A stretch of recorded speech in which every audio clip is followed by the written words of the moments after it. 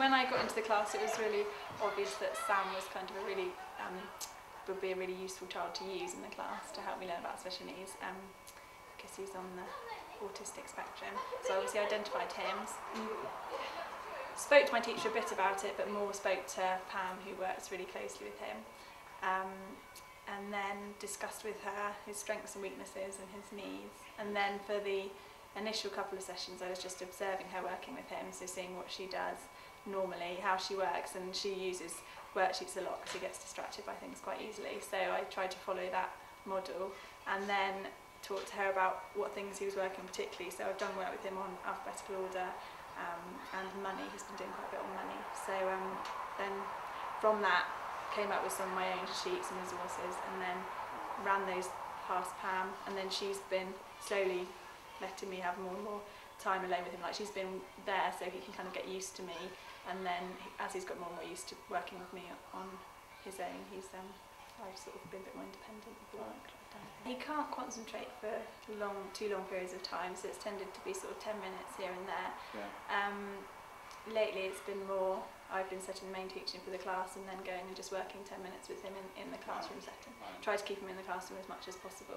Occasionally taking him out into the library if he's getting distracted. I think it's definitely been beneficial because I didn't know that much about SEN before, so definitely has helped me to understand a bit more about the school's approach to SEN, what's in place there, and how they cope with it, and made me aware of sort of the importance of inclusion, particularly for this child. I think I've learned that almost everything you do that you teach can be adapted to include a child.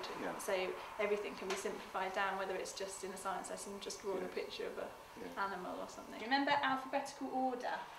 Can you read these words to me before we do some writing? What's that word? Bird. Good boy. Cake. Drum. Ant. Excellent. Ant. So it's Ant. So if we were putting them in alphabetical order, this order, which one would go first? Bird. Look at the letters. A. A. Which one begins with A? Ant. Ant. So can you write ant just there? There. That's the first. Yeah. There. Just there. Good boy. Ant, because that's the first one in Let's give alphabetical order. Which one goes second? Which one goes second then in alphabetical order? Cake. Ant. Think about it. Look at the beginning letter. Bird. Good boy. So that goes there. Bird. That's lovely writing. So we've got ant, bird.